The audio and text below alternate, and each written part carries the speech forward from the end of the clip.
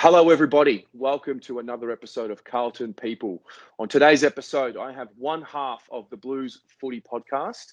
It's another footy Carlton-focused, fan-made podcast, and we'll dive into all the intricacies of it and the history of it. But I want to introduce you to Mr. Jedd Zetzer. Jedd, welcome, mate. Oh, it's a pleasure to be here. A bit of an honour, if I'm honest. I've been watching the Blue Abroad videos for at least the last 12 months and just stoked to be involved in some capacity. Mate, I appreciate the sentiment. No, it's good. And as I said, we were talking a little bit before we started. You and Harrison have just started up the Blues Footy Podcast, which it's interesting because you've got a history with the Blues Footy page, which I might let you explain. How about we start there? Why don't you tell us a little bit about you and your story and Blues Footy? Who are you guys and what are you up to? Yeah, so I actually started the Blues Footy page on Twitter and Facebook about a couple of years ago now. It must be 2 or 3, even more, maybe 4 or 5 years ago. Actually, no, it was about 5 years ago. And just posting fan content. I used to love the trade period. I had a couple contacts, still do have a couple contacts that used to give me some trade news, and I always used to post it, and the Carlton fans used to love it. So that was, my bread and butter was when the trade period came around. Everyone used to get around the page. And yeah, I've just been a massive Blues fan, ever since I can remember. So it's great now to be able to start a podcast and just sort of interact with the fans a little bit more. Yeah, we'll get into fan media because, I've obviously interviewed quite a few people who are in this space, whether it be as a fan channel or in media in general. And I'm really keen to pick your brain about it, mate. But, mate, why don't you tell me about you as a Carlton person? Where does it all begin for you? So it's actually interesting. I haven't got an Australian background. My whole family is from South Africa. So I was the first one in the family to be born in Australia. But my dad is mad Carlton, and he got off the plane.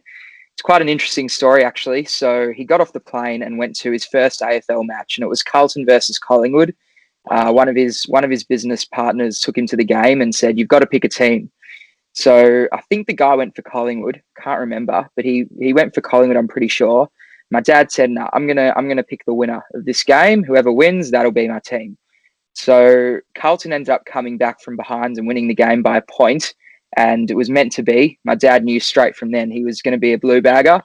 And yeah, so how I come into it, ever since I was about 3 years old, my dad used to take me every single game to Princess Park. We'd watch the Mighty Baggers, and being 3-4 years old, I wasn't too interested in the footy, in all honesty. He used to take me with a Game Boy and my colouring in books, and the way him and my sisters say it all unfolded was I would just sit there on the chair, wouldn't look up at the game once, but I'd be doing my games and my colouring in and all that. And then it just sort of changed. My very first Carlton memory was the last game at Princess Park. And I just have a vivid memory of the cars sort of driving onto the field, the Hyundai cars. And I think since then, that was when I actually started paying attention to what was going on the field. And I've never looked back. I've just been a massive fan since then, and don't miss a game for the world. Yeah. When were you born? 98. So 98. I would have been, how old would I have been? Like 4, 5. Yeah. At that last game. But yeah, I remember it. I remember the cars going on. Yeah. I'm a 91 boy, and very similar to you. I remember, and I love asking the question because everyone's first memory is obviously different, and you might not be able, I don't remember exact finer details of the game that I was at for the first time. I just remember being at Optus Oval. I just remember playing St Kilda. I don't remember the score. I don't even know if we won the game, but I just remember bits and pieces getting on the train from Bell Station. And I love asking the question because everyone's obviously got a different and unique experience. Yeah, for sure. No, it's I think mine's quite. I'm actually quite lucky that it was a game that ended up being quite a historic game for our footy club. Obviously, the last game at our home, so it's easy to remember. But yeah, I mean, I can't even tell you how many games I would have been to before that, but it would have been a lot because my dad said I'd been going for 2 years or at least 2 years before that game at when the cars came onto the field, which is really my first memory was just seeing the cars drive on, and then I was just intrigued by that, and that's what got me into it. I was just looking at the field, started watching the game, and just immediately caught an interest. Yeah, 100%. So when does your first, like, who are the first heroes for you? I mean, was it sort of the Murph Gibbs cruiser era where the memory really kicks in week to week? Where does that start for you? So I think 2005 was the first year where I really started following. 2006 and 7, I started getting seriously interested in it. Wouldn't miss a game, would know all the stats, would know how old all the players were, how many games they'd played, all of that type of stuff. But Kuda was my man early. If I'm honest, he was the one who I loved and adored. And I remember when he retired, I was just devastated. But in saying that, my lucky number is actually number 3. And in 2000 and I think it was 2005 or 6. No, it was actually Murphy's first year. So it was 06. I remember when I got a Guernsey, I got number 3 on the back because it was my lucky number. And I remember it was Murph's first year. And Murph was instantly my favourite player from game 1. I remember, I think we played Melbourne in his first game, if I'm not wrong. Yep. And yeah, I just remember absolutely loving him. And I remember I was actually on holiday when he did his shoulder in his first year. I remember I was young, so I didn't really understand, and I was crying that he got injured. But yeah, Murph's always been my favourite player throughout, since I've really started following more seriously. But before then, it was Kuda for a couple of years.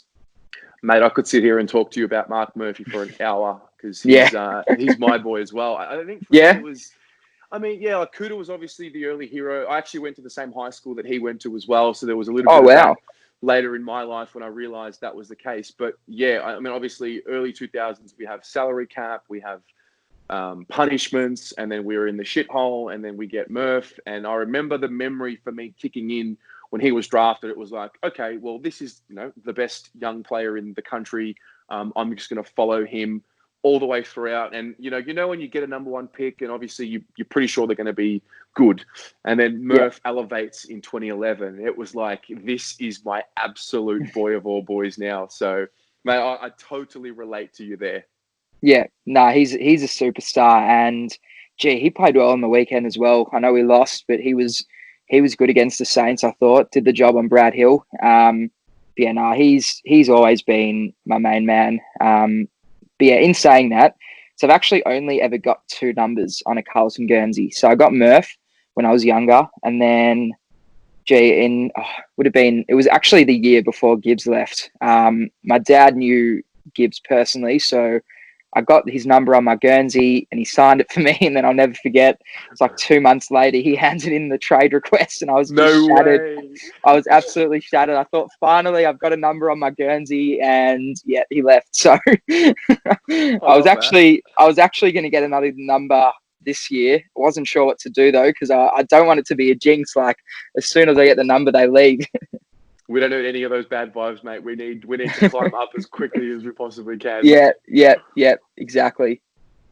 Mate, talk to me about fan media, because I mean we're in a new era. The internet happened, social media happened. We all now have a platform with free distribution for now. Talk to me about what you're seeing in the fan media landscape, because I'm really keen to get your thoughts.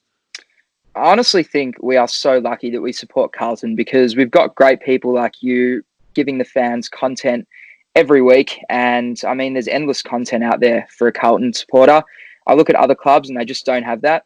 I think we're really lucky. Obviously, we had Andy Marr running the Carlton show. That's stopped now, but that was, sort of at the forefront of, fan media. I mean, there's just so much going on. I can't even name all the podcasts and shows out there, but there is endless content for Carlton supporters. So I sit on my phone at night just sort of scrolling through, listening to podcasts, watching your YouTube videos, and it's great. Like, it's awesome. I think other supporters from other clubs don't have that, and that's something that's unique about the Carlton supporters community, and the cheer squad are unbelievable as well in that sense. So I think we're lucky, mate. I honestly do. I mean, I totally agree, and I oftentimes find myself sort of saying, obviously, are we the only club that has this much fan-made content? And, obviously with the channel, I try and do an opposition, video or interview every week with other fan channels. And I mean, I think St Kilda's got a really good one there with Jake from Saints TV. But you're right, I could be being biased, and maybe I am, but I don't see as much fan-made content for many other clubs than ours. And it's probably a combination of, I think there's new era Carlton supporters, and then there's obviously we've understood the power of the internet, and we want to have our say, and we want to, not change the narrative. But I always felt like, we watch our games, we get to Monday, Fox Footy, 360 on the couch, we get 3 minutes of coverage, and that's kind of it. So I think we've all understood what we can do here. Yeah, no, I totally agree. I love the way it's going. I love the direction that Carlton supporters are taking. Everyone's sort of, because like I always notice there's new fan content every week. There's new people starting new things, and I love it. Yep. I don't like a lot of people. I guess from other clubs may see it as competition, but what I love about our supporters is that everyone embraces each other's content, which is just the most incredible sort of, it's just a great culture really. Because I mean, it could have gone the other way. I mean, some podcasts may have, seen other podcasts as competition and not given them the light of day, but we all embrace each other, and that's what makes it so special. Like on Twitter, I mean, it's amazing how so many Carlton fan accounts are always like sharing each other's content. It's just really unique. And like other clubs, for example, Collingwood, I've seen they sort of go against each other. I'm not saying that because I hate Collingwood. I'm just saying that's sort of what I've seen. Because I did my research with Blues Footy on other clubs' fan content and sort of saw if there was anything that I could take from it. And yeah, the Carlton community is just, seriously, it's unbelievable. And I'm not just saying that because I'm a Carlton supporter. I truly do believe that.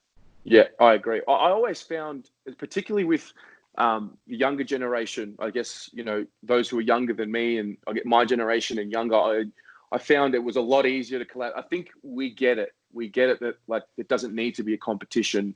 Yeah, exactly.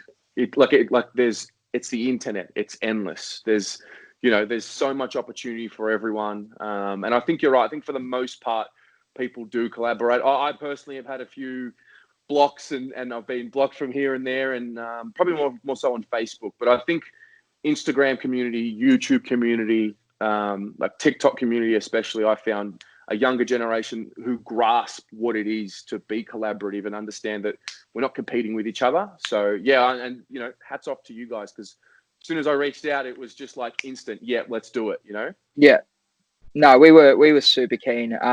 If I'm honest, as I said, I've been watching your stuff for at least a year. I remember actually came across you because the guy, Ellie Lipschutz, who you had on this show last week, I know him personally. I went to school with him. So I remember a few years back, I saw him in one of your things and I was like, gee, this is a really cool channel. And I started watching. And yeah, I was actually saying to Harrison before you messaged, it was quite crazy when you messaged, because I was saying to Harrison, I really want to get Terry on. I really want to get him on the podcast, just get him involved in some capacity, because I really appreciate that you don't sugarcoat things.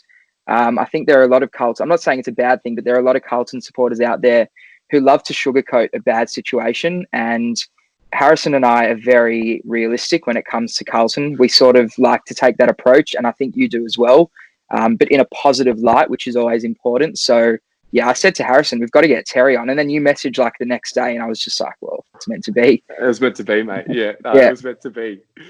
Speaking of the club, I want to get your view. So on a high level, where we are right now, what are the big themes, questions, ideas that come to your head when I say Carlton Football Club 2020 and the current state of affairs? Where are you sitting? What are you thinking about? I think we're a year or two away from playing finals if we can consolidate on what is a really, really talented group of youngsters. I think we've brought through some really, really high quality youngsters into the club, and I think it's just now about developing them. I think Carlton have sort of, in the last decade or so, made a meal of their drafting before Stephen Silvani came to the club. I think he's now put us into a position where he's brought in a really good group of core players that we can turn into a best 22. I definitely think there are still a couple of holes in our team that need to be filled, but I think looking at this list and seeing that we're probably still a year or two away from playing finals, if we have that 1 or 2 off seasons to fill those holes, I think we're going to be really, really good. And I think that there's a lot of depth as well on this list.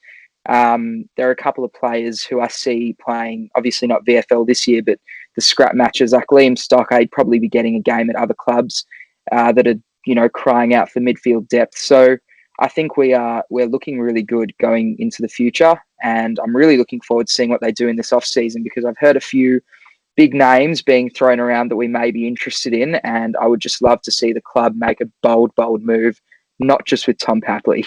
Yeah, no, I feel you. I remember, we all have short-term memory because we live week to week. We're still talking about St Kilda last week. And if we have a good showing against the Doggies, all will be forgotten about. But I remember 6 years ago, 7 years ago, when, we had just drafted Cripps and Mick was still coaching. And I remember the list and I remember looking at it and I remember saying, oh, fuck, like, where's the future here? Like, and you look at it now, and I know that, maybe we're still needing to wait because some of these guys need to come on, but you can't deny, like, there is a future. Like, you can see now whether or not we're going to win a flag with this group. It's going to be proofs in the pudding. If they do it, they do it. If they don't, we're going to have to wait and see. But I take solace in the fact that I can look at the high level and I can say, yep, we've got key position stocks there for the future. We've got midfielders for the future. We've got some older heads as well, but it's a more well-rounded list than what it was, 6-7 years ago. What do you think? No, I couldn't agree more. Without trying to sound rude to the players on our list back when Malthouse was coaching, it's funny. I once went to a game with Harrison, who I host the Blues Footy Podcast with, and this was back in, it would have been 2014 or 15. I think it was early 2015. And I said, mate, I can't believe it. Like, how are we fielding this team this week? Like, I was just looking at some of the players and thinking, how have we hit this low? Like, how is it? Like, I knew we were at rock bottom, but like, I was sort of just questioning how it became that bad. And I thought back then, like, there is no way forward. Like, this list is that far gone. We're gonna have to completely restart from scratch, which was a bit devastating because, like, we had a lot of faith in our list. I think when Malthouse took over. And yeah, it just went so bad so quickly. And it's taken a few years. Obviously, it's taken, 4 or 5 years. But I think our list is now in really good shape going forward. You can actually see the growth. Like, we're now entering sort of the 4th or 5th year of the rebuild. And you can actually see every week players growing. So David Cunningham had his breakout game last week. Michael Gibbons has just taken his footy to the next level. Jack Martin's a superstar. Like, you can just see these players growing in front of our eyes. And it's something that's the difference, I guess, from our last rebuild that I don't think I really ever saw was the growth on a week-to-week basis. Whereas now, every week there are different players popping up. You've got players like Lockie O'Brien, Matt Kennedy, Liam Stocker, who are all high picks, who all have serious potential, who can't even get a game. So, and I mean, you can add Paddy Dow to that list as well. So, yeah, it's really exciting, to be honest, I think. And I think going forward, the next 2 years are going to be pivotal in our development. And the next 2 years, yeah, they will be the years where it really determines our fate, I think. Do you agree? I do agree. It's a great segue into my next question because I always pose it now. Obviously, we're in year 5 of this new rebuild, and everyone's opinion on this is different. So we have, the mindset of, we're moving forward, young boys need some time, patience. And then I always wonder, like, at what point does that go to, hey, you need to be winning games now? Now, obviously, we want to win every game now, and you want to build a high performance mindset and a winning culture. So you have to want to win every game. But for you personally, when does your patience turn into, hey, start winning now? To be honest, it sort of got to that point this year. I remember after round 1, I saw that as a massive lost opportunity because I think we played really good footy against Richmond and we should have won that game. It was a poor start that cost us the match. And I thought, this is the turning point. If we can match it with Richmond like that, not only match it, but let's be honest, we overran them after that first quarter. We just overran them. Our midfield was too good. And I thought, I don't want to wait to win these games. Like, why aren't we winning them now? And Melbourne hurt. Melbourne stung. That stung. That was just like, gee, we could be 2-0 against Richmond and Melbourne. Like, that stung. But then coming out and getting 2 wins on the trot down the highway against Geelong and against Essendon, I think that just sort of allowed our fans to, lose a little bit of patience. Like, we shouldn't be waiting anymore. Our team is good enough to be taking some scalps.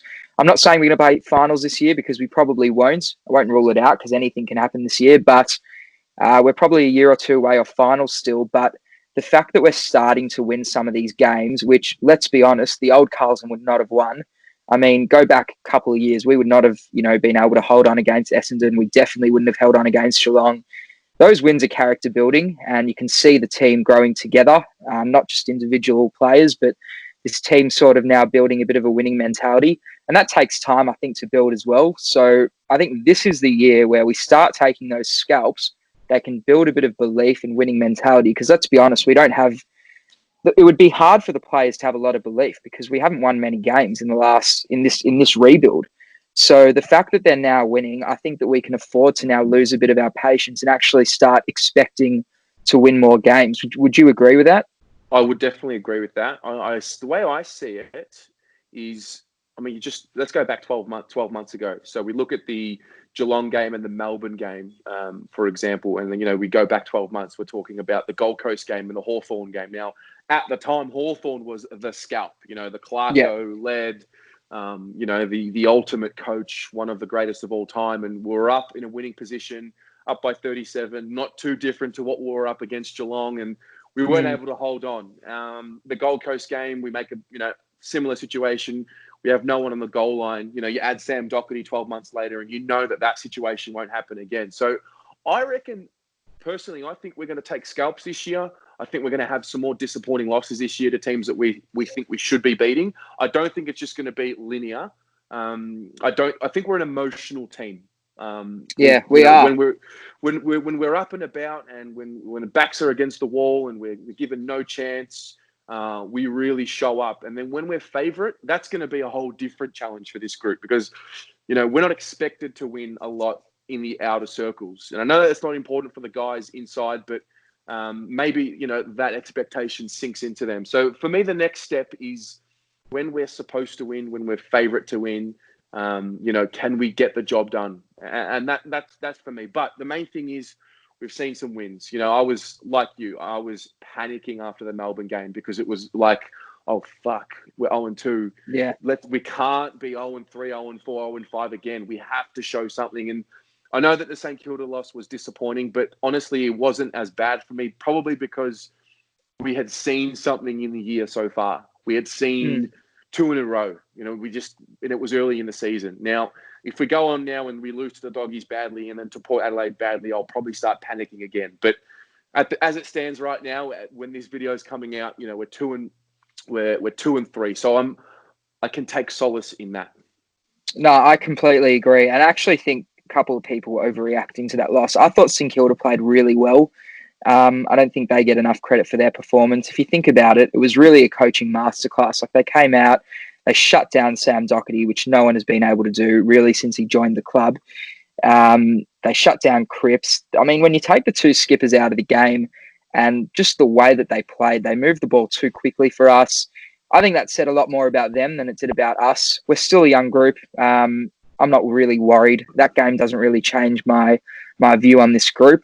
What I will say, though, if I had to sort of point out one, not even a negative, but just sort of like a discussion.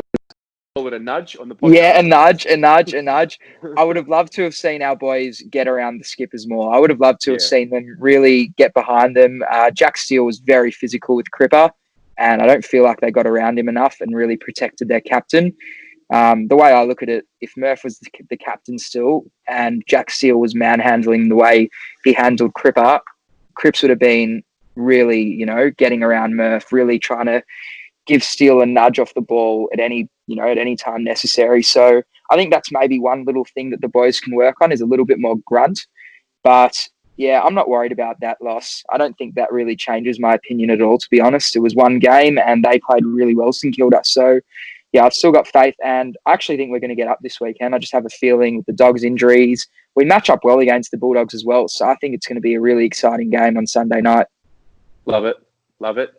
Hey, listen, I'm going to give you an unlimited war chest. No salary cap is needed to be thought about. Who is the one player from another club you'd bring into Carlton? So not someone we're linked to. It can be anyone. Mate, you're the list manager, and you've Oh, got as much money as you want. it's a really tough one. It's got to be the Bunt. I would absolutely love to see Marcus Bontempelli and Patrick Cripps in the same team. And yeah, he is just a superstar. Yeah, I would love to see the Bunt, but maybe a different position would be Harris Andrews. I think Jonesy's probably, if we're being realistic with age, he's probably got 5 maximum. I think is Jonesy late 20s? I reckon he's late 20s without having checked it. I feel like he's 28 or 29.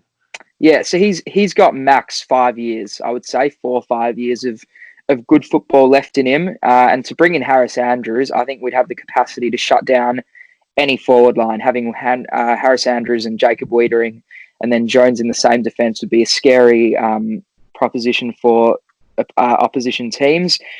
But yeah, number one would have to be the Bunt. What about you? I'm a big Nat Fyfe fan.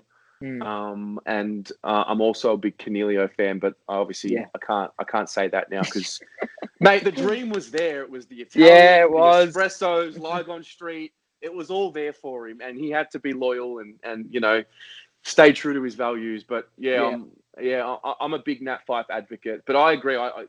We always talk about the help for Cripps, and to be able to have a guy who can honestly just stand up in that midfield and we can put Cripps forward or vice versa. I think that's one that I'd be looking for. Yeah. Last 2 questions before I let you go. I like this one too. So, we've got lots of young talent coming through and some of them are very notable, but I want to focus on the guys who maybe haven't cracked in yet or maybe who have cracked into the side and just haven't reached their peak. Are there any boys of yours that you want to lay claim to who we aren't talking about as much as what you think we will be talking about them when they peak?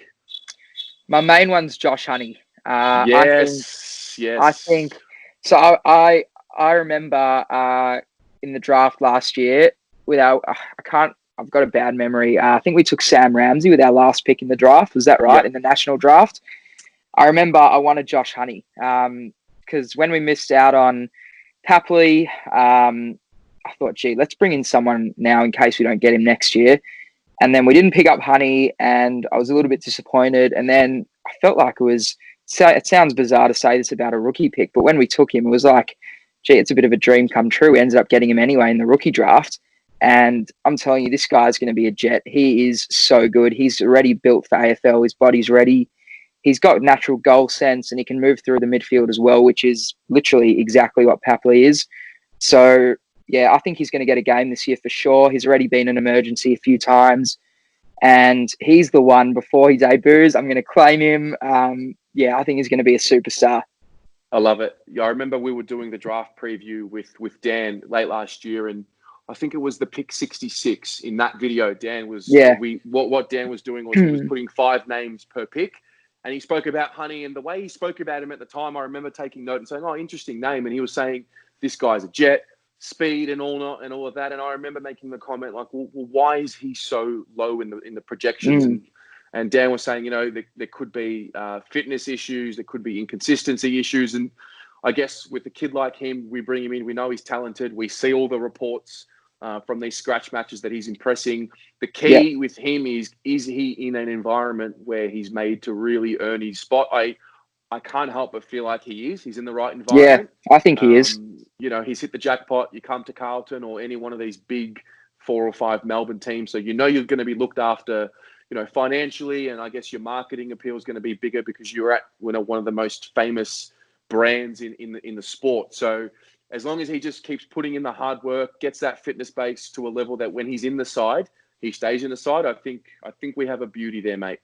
No, I completely agree, and you can I reckon you can see when a player's just naturally talented opposed to someone who's got to work a little bit harder. And I was watching his highlights from, I think it was his first scrap match, and I thought, this guy's just got it. Like, you can just see with a player straight away, in my opinion, when they've got it. And yeah, I'd just love to see him get a crack sooner rather than later. I think they're eventually going to need to give Eddie a rest. Being 33 or however old he is, he's going to need a couple games off at some point. So I'd love them to give Honey a crack when Eddie eventually needs a break, and then cause some selection headaches when Honey plays well, and then we're wondering who do we take out for Eddie. Yep. No, I feel you. I want to add one more question in before the last, just because it's come to me, because a lot of talk at this point in time. We're in round 6 now of 2020. For whoever's watching this video years later, we've got a lot of conversation about the forward line. The 3 tall forwards. Does it work? Does it not work? Charlie's obviously not around this year. When he's back, and we've got him, Levi, Harry, and Mitch, what are you thinking? Do we need to drop one, trade one? What's happening in your mind? I think you can also add Jack Silvani to that list. I think it's a big 5 because you can't have those 5 and Cruiser or Pitternet or both in the team. Like, it just becomes way too top heavy. And it's a good issue to have. You'd rather have the issue of having too many than too little. But I would start experimenting. Maybe, and I wouldn't do it now because I think McGovern's important for us up forward at the moment. But maybe when Curno's fit again, maybe you can try McGovern down back. I guess it's been sort of the flavour of the week. Everyone's sort of been saying that. And I was originally against it because I am a big believer that he's going to be really, really important for our forward line, crashing packs and just causing a bit of chaos in a couple years' time. But yeah, maybe you can try him back. I'm not too concerned, to be honest. I know there's one thing about David Teague, which I love, and that is that he plays players out of position and he tries them in different spots around the ground. Matt Kennedy came into the side last year and was kicking goals every week as a forward, which he has, never played. He's always been a midfielder in his AFL career. So, yeah, and there is another player who I'll mention in a minute. But yeah, I would love to see maybe them try McGovern down back. I also think Levi is good enough to play down back as well. We saw at the end of last year he played really well. And the other one, which I'm going to steal, I didn't want to say it because Harrison is a big, big advocate for this, and I'm going to steal it from him, but I think they need to play Charlie in the middle. I just feel like he'd be an absolute bull. He's got the body size. And how daunting would it be for an opposition to come up against Patrick Cripps and Charlie Curnow at a centre bounce? I mean, how daunting would that be? The prospect is juicy. Yeah, it is. A guy that can kick 7 goals in a game, and we haven't seen him as a midfielder just yet. But if he could show that he could do it, which you base that probably off his traits. We know he's fit. We know he's athletic. We know he's an endurance runner as well. Yep. He's got the footy IQ. It's just a matter of, we're going to have to wait. He's got to get on the park. He's got to get fit, and then he's got to get 8, 9, 10 games into him in a row to find his groove, and sort of similar to what we're seeing with Harry now. Like, Harry's had a really interrupted preseason, and everyone talks about it. Players talk about it. Hey, a preseason makes the world of difference. So we have to wait with Harry now. And so, I like it. I like the creativity that you're showing me there. Even though it's from Harrison, I'll be sure to let you know that we're giving him all the credit. He is the one who wants to see Charlie in the middle. I will say one, though, that I've come up with. Because, as I said, I love how Teague plays players all around the ground. I'd love to see Paddy Dow in a back pocket. I'd love to see him down back. I think that he's got the running game to be able to run with some of the competition's best forwards. He's a good tackler. The thing that lets him down is his disposal. He's not the best kick of the footy at the moment. That's something that he can improve, but he sort of butchers the ball. And I think if you play him in a back pocket and make him actually accountable for a small forward, he could really thrive in that role.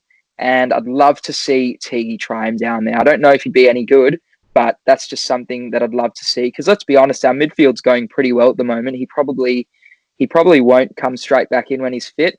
And we are crying out for a little bit of competition for spots down back. So I'd love him to throw his name into the ring. It's an interesting one. I like it. Creativity. I'm a big fan of that.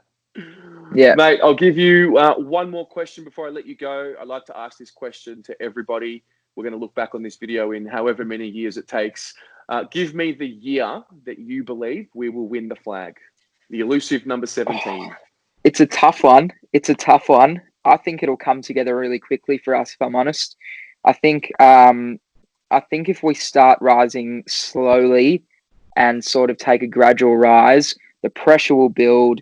We are the sleeping giants. We're going to be the next club to hit 100,000 members. And at full flight, we're the biggest club in the AFL. If we are if we're in contention for a flag, we're the biggest club in the league, in my opinion. And I think that if it goes slowly and it's a slow rise, it's going to be tough to win it. Whereas I think if we do what Richmond did and come out of the blocks one year when we're sort of expected to play finals, but not really expected to win the flag, I think that's the best time to do it. Just get the monkey off the back, come out and win it. And I think that'll happen. I think 2023, I just don't know why. I've always, the last few years, that's been the year that I've always thought 2023 could be our year. And it sort It's of the makes special sense. number 3, mate. It's your lucky It number. is. It's my lucky number 3. And I think it gives us a couple more years to build a better list with some more A graders. All of our talent will be developed by then and we'll have more youngsters knocking on the door. I just think 2023 is the year. No, mate, I love it. Listen, thank you so much for your time. I really, really do appreciate it. I love what you guys are doing. Obviously, encourage more blue baggers to get out there and have their say and join in the fun and games. But where can we find Blues Footy? Give us the links, and obviously I'll put them in the description below. This will be on YouTube. But where can we find you guys? So we're on Twitter at Blues Footy. Pretty lucky to get that handle, just at Blues Footy. So yeah, we're at Blues Footy on Twitter, Facebook Blues Footy as well, and we're on Instagram as well. I think it's Blues_Footy. I should probably confirm that, but yeah, it's Blues_Footy on Instagram. We've just sort of restarted on Instagram, hoping to put out some more content over the next couple of weeks, but yeah, I really appreciate you having me on. And as I said, I've been watching your stuff for a while, so it's great to get involved in some capacity. And look forward to having you on the Blues Footy podcast as well. Yeah, mate. Looking forward to returning the favour, and looking forward to actually catching you in person at a game. Yeah, no, when this is all over, this whole COVID and we're allowed to go to the footy, we'll have a beer for sure before one of the games. And yeah, really keen to go back to the footy, to be honest, and connect with some of the blue baggers out there. 100%, mate. Go the Mighty Blues. Go Blues.